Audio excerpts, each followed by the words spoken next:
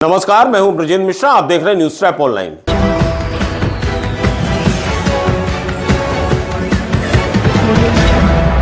जबलपुर के right town क्षेत्र में डॉक्टर हेमलता श्रीवास्तव की 50 करोड़ की प्रॉपर्टी में जिस तरह से धोखाधड़ी और हड़पने की जो कोशिश की गई है, उसका खुलासा होने में बहुत बड़ा दारोमदार एसडीएम आधारताल पंकज मिश्रा का है।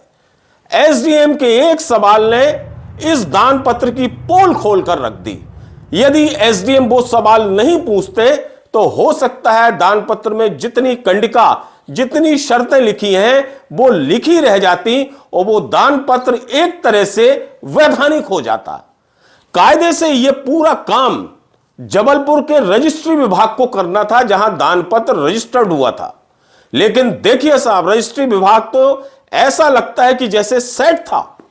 डॉक्टर सुमित जैन, डॉक्टर प्राची जैन और जिन्होंने दान पत्र की ड्राफ्टिंग की थी दानपति अभय जैन, ऐसा लगता है कि रजिस्ट्री विभाग अपनी आंखें बंद करे था। रजिस्ट्री विभाग के उस उपपंजीयक को जिसने रजिस्ट्री की, उसे पूरी जानकारी दान पत्र के संदर्भ में लेना चाहिए थी, क्योंकि मामला छोटा नहीं था। मामला था 50 करोड़ की प्रॉपर्टी का, मामला था राइट टाउन क्षेत्र की पॉश इलाके की प्रॉपर्टी का, जिसकी स्टांप ड्यूटी 65 लाख रुपए दी जा रही है। करोड़ों की करीब 25 से 50 करोड़ की यह प्रॉपर्टी जिसका दान पत्र लिखा जा रहा है, वो दान पत्र रजिस्ट्रेशन के लिए आया है। ऐसे में सब रजिस्ट्रार का यह फर्ज था कि उस दान पत्र की कंडिका के तमाम बिंदुओं को दान पत्र करने वाली डॉक्टर हेमलता श्रीवास्तव के ज्ञान में लाना चाहिए था। उनसे सवाल करना था उस उपपंजीयक को कि क्या डॉक्टर हेमलता श्रीवास्तव, आपको यह पता है कि दान पत्र में प्रॉपर्टी को बेचने की शर्त भी जोड़ी गई है?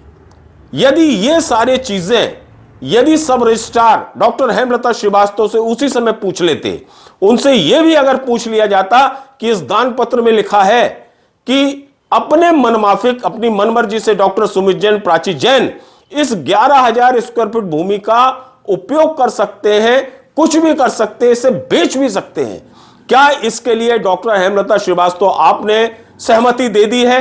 क्या यह तथ्य आपकी जानकारी में है? कायदे से यह फर्ज था सब रजिस्ट्रार किशोर बारापत्रे का, जिन्होंने दान पत्र को रजिस्टर्ड किया। लेकिन नहीं साहब, कोई सवाल नहीं पूछे गए। ऐसा लगता है कि एम्बुलेंस में डॉक्टर हेमलता श्रीवास्तव आती हैं, नीचे से स्ट्रेचर में उन्हें लादा जाता है और उसके बाद सीढ़ियां चढ़ाकर व्हील चेयर पर उन्हें बैठाकर सब रजिस्ट्रार के कमरे में पेश कर दिया जाता है। और संभवतः सब रजिस्ट्रार सिर्फ यही पूछते हैं कि मैडम, आप दान कर रही हैं? तो उन्होंने हां कर दिया होगा और बस साहब, अंदर उस दान पत्र में क्या लिखा है, यह कोई भी डिस्कशन डॉक्टर हेमलता श्रीवास्तव से नहीं किया गया। यहां तक कि जो बहन बहनोई हैं, यह भी उस कलेक्ट्रेट में थे, जैसा कि डॉक्टर सुमित जैन ने अपनी प्रेस कॉन्फ्रेंस में बताया था। तो सवाल यह है कि यदि उनके बहन और बहनोई शांति तिवारी और राजेंद्र तिवारी वहां पर दान पत्र की रजिस्ट्री के समय मौजूद थे, तो उनके साइन क्यों नहीं कराए गए उस दान पत्र में? दान पत्र में एज ए गवाह के रूप में, विटनेस के रूप में उनके साइन क्यों नहीं कराए गए? जबकि कानूनी प्रावधान यह कहता है कि दान पत्र के पंजीयन में किसी वारिसान का होना अनिवार्य है, और कोई वारिसान नहीं है, इसमें जो गवाह हैं वो बाहरी हैं। उसके बाद भी दान पत्र रजिस्टर्ड हो जाता है।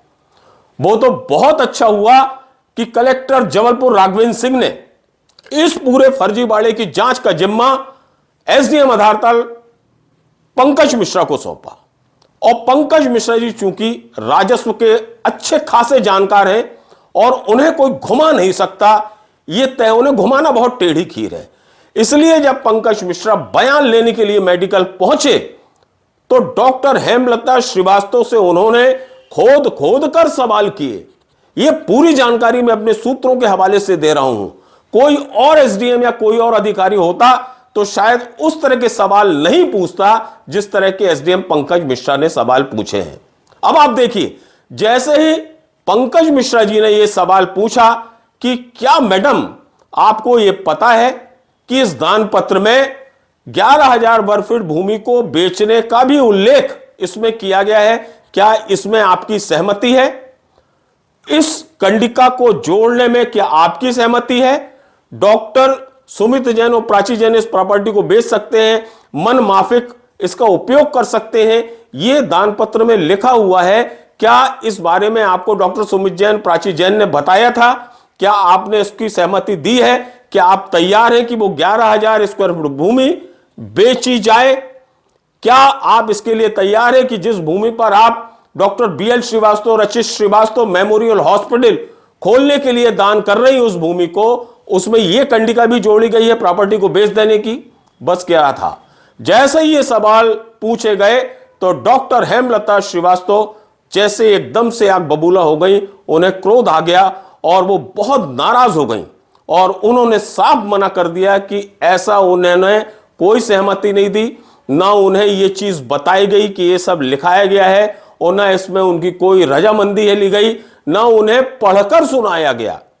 यह टोटल फ्रॉड है। और इसी बिंदु पर फिर डॉक्टर हेमलता श्रीवास्तव ने कहा कि यदि ऐसा कुछ एक किया गया है तो डॉक्टर सुमित जैन और प्राची जैन के खिलाफ कानूनी कार्यवाही की जाना चाहिए और उन्हें सजा दिलाई जाना चाहिए। बहरहाल जो जांच रिपोर्ट है कलेक्टर के पास पहुंच चुकी है। इसमें धारा 420 के तहत केस रजिस्टर्ड होने की पूरी संभावना है। लेकिन जो कलेक्ट्रेट के उपपंजीयक कार्यालय के उपपंजीयक हैं जिन्होंने दान पत्र को रजिस्टर्ड किया है, क्या वो कार्यवाही से बच जाएंगे? क्या उन्होंने अपने दायित्वों का पालन किया है? क्या उन्होंने अपने दायित्व का पालन पूरी गंभीरता से, ईमानदारी से किया है? क्या उनसे पूछताछ नहीं होना चाहिए?